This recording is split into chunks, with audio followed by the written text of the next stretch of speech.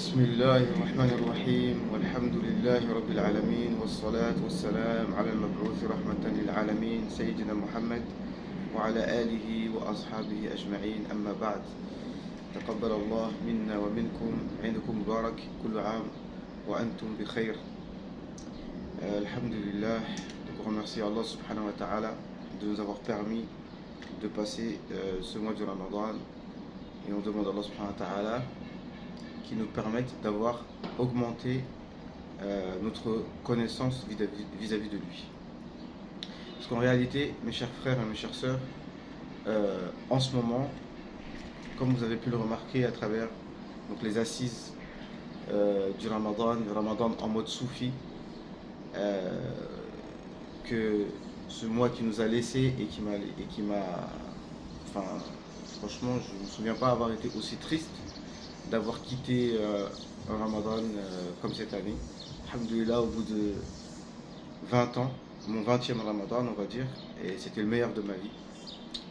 Et donc, alhamdulillah, ala kulli hal. Et en fait, aujourd'hui, je voudrais vous donner un petit conseil, vous transmettre un conseil qui nous a été donné par notre cher Dr Yousri. Mais encore une fois, ce que je voulais dire, c'est que le premier conseil que je donne à moi-même et que je vous transmets de la part du Cheikh et donc de la part du prophète Mohammed, car en réalité ce conseil que je vais vous donner, c'est un conseil direct et spécial du prophète Mohammed sallallahu alayhi wa sallam que je vous transmets. Bien sûr qui ne ramène pas une nouvelle législation, mais qui confirme les paroles du prophète alayhi wa sallam et qui confirme les actes du prophète alayhi wa sallam, mais comme on vous explique toujours, la spiritualité doit se prendre, nous on n'a pas vu le prophète alayhi wa sallam, donc la spiritualité doit se prendre des héritiers du prophète alayhi wa sallam qui vivent avec nous aujourd'hui, et que nous on se doit d'embrasser leurs mains, enfin c'est pas obligé, hein, faites ce que vous voulez, mais en tout cas de prendre de ces gens-là. Comme il y a un frère là, un ami sur Facebook qui a fait un post pertinent, il dit comme dans le fiqh, on doit prendre d'une école et d'un cheikh, et pareil dans la spiritualité, on doit prendre d'un cheikh. On ne doit pas avoir notre spiritualité par nous-mêmes. Encore une fois, le Ramadan est terminé, on va reprendre les hostilités, mais Cheikh Ibn Taymiyyah, rahimahullah, wa ghafara lahu, lui c'était son problème. C'est que ni dans le fiqh, en réalité, il suivait une école, il était selon lui mujtahid, enfin, il avait la capacité d'être mujtahid, mais encore faut-il voir ce qui fait comme ijtihad. 80% ou 90%, il a aidé la religion, il a apporté à la religion, il faut toujours le préciser, mais il y a 20% où il a fait des graves innovations dans le fiqh. Et dans la spiritualité, c'est la même chose. À la base, il est soufi, et dans toute son éducation, tout son environnement, mais il a pris un chemin dans le soufisme, encore une fois, sans shirk, ou alors en faisant un peu comme il veut. Et ça c'est pas bon. D'accord? Petite introduction comme ça, vous savez que moi j'aime bien rentrer dans les détails de façon à ce que vous puissiez, vous, derrière, pouvoir bien réfléchir. Hein, ça me paraît important. Il y en a qui n'aiment pas quand je fais des parenthèses, mais ces parenthèses sont très importantes parce que l'esprit humain est très vif, donc il faut toujours alimenter cette vivacité d'esprit que l'humain a, ce qu'on appelle les khawatir. Bref, on en arrive au conseil que je vais vous donner, que le cheikh nous a donné, c'est prends ton temps quand tu fais ta prière. Le cheikh, pendant le Ramadan, nous a montré en pratique qu'est-ce que c'est des prières longues, d'accord. Comme vous savez, on a fini le Coran 6 fois dans le Tarawih, j'ai jamais fait ça dans ma vie. Et des fois pendant le Maghreb, il récitait Surat Yunus entière, etc., etc. Bref, ici, à la fin du Ramadan, au moment quand on a fait les takbir après les Isha, il nous a donné un petit conseil qui n'était pas filmé d'ailleurs. Et il nous a dit voilà, quand vous faites votre prière, prenez votre temps. Surtout pour ceux qui ont le Coran en fait.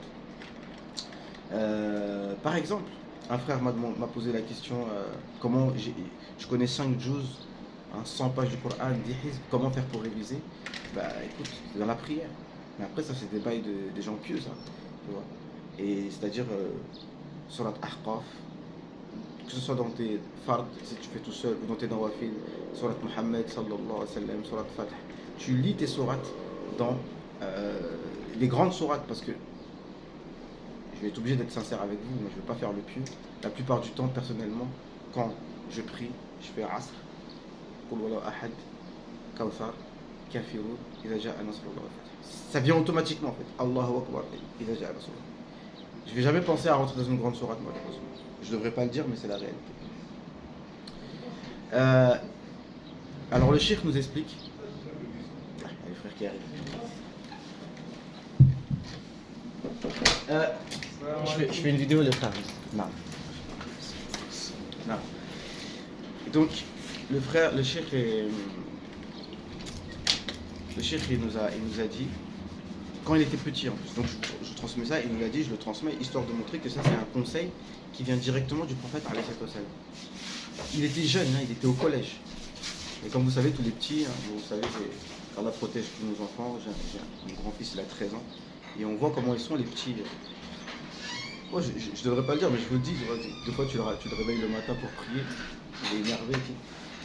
Tu vois, il est pas content. C'est comme ça, la jeunesse. Et il priait.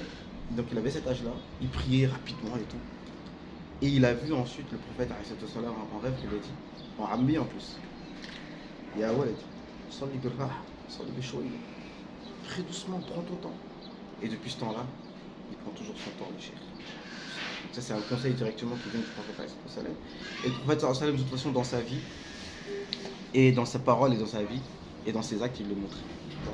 Et le cheikh Yousri, il nous répétait souvent, parce que, pour nous encourager, parce que tu vois, on faisait des longues prières, etc. Il nous disait, Wallah, le meilleur moment dans notre existence, c'est le moment où on est debout en train de prier.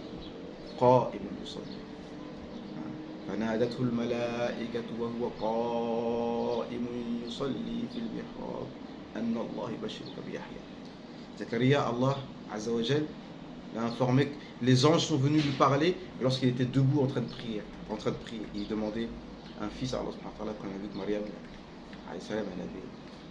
Allah lui donnait sans cause. Alors lui, ça l'a remotivé en tant que prophète pour demander sans cause. Et debout en train de prier. Et le prophète, comme vous savez, il lisait des fois le Baqara, Ali Imran, Baqara, Ali Imran, Surat Nisa dans une seule raka'a, en prenant son temps. Et il nous dit qu'en vérité, notre vie, notre umr, les meilleurs moments et les moments qui nous seront les plus bénéfiques devant Allah subhanahu wa ta'ala, c'est le moment où on est debout en prière. Donc surtout pour ceux qui connaissent beaucoup de sourates, allez-y. Surtout nous qui connaissons beaucoup de sourates, qui connaissons le Coran par cœur. Les différentes lectures. Les différentes lectures, vous savez, je vous ai envoyé là sur YouTube. C'est pas pour faire le beau devant les gens normalement. Les différentes lectures, c'est pour devant Allah subhanahu wa ta'ala normalement. D'accord. Et donc voilà ce que je voulais dire. Donc le prophète alayhi salam restait jusqu'à ce que ses pieds, il avait des douleurs aux orteils, mais il continuait à rester debout en prière. Donc nous aussi, voilà, à chaque fois.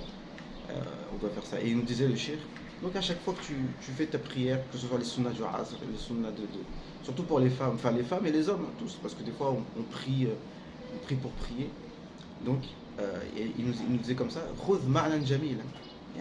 À chaque fois tu récites une grande sourate, tu as appris quelque chose, d'accord? Tu as appris quelque chose, tu as pris un peu de lumière et après tu vas à tes occupations. Voilà, ça c'était le conseil. Vous voyez que je suis capable de faire des vidéos courtes. 10 minutes, c'est beaucoup déjà. Alhamdulillah. Donc, qu'Allah nous permette justement ça. Déjà de corriger nos prières. Voilà. La dernière chose que je voulais dire, j'ai oublié. Ceci étant dit, tout ça, on ne pourra le faire que si Allah Azza wa Jal nous donne le tawfiq. Donc, c'est pour ça que moi, je préfère vous appeler à Allah et non aux actions. Ça, c'est une action. Mais pour arriver à ces actions-là, il faut connaître Allah subhanahu wa ta'ala. Et ça, on l'a répété, donc il faut savoir être concis dans la vie. Donc, vous m'avez compris, c'est Allah Azza wa Jal qui nous donne le tawfiq de faire ça. Et une fois qu'on on le fait sans rien demander en retour, on le fait comme le prophète alayhi salam Afala akunu abdan shakura. Quand on lui a demandé pourquoi tu pries autant, on a demandé ne devrais-je pas être un serviteur reconnaissant. C'est même pas parce que tu veux le pardon des péchés, c'est même pas parce que tu veux le paradis, c'est juste pour être reconnaissant envers Allah qui nous a créés et qui nous a guidés, c'est tout. Et la meilleure façon d'être reconnaissant envers lui, c'est d'être debout et de réciter sa parole. Allahu Akbar. Qu'Allah nous permette, Inch'Allah. سبحانك اللهم وبحمدك أشهد أن لا إله إلا أنت نستغفرك ونتوب إليك سبحان ربك رب العزة عما يصفون وسلام على المرسلين والحمد لله رب العالمين السلام عليكم ورحمة الله وبركاته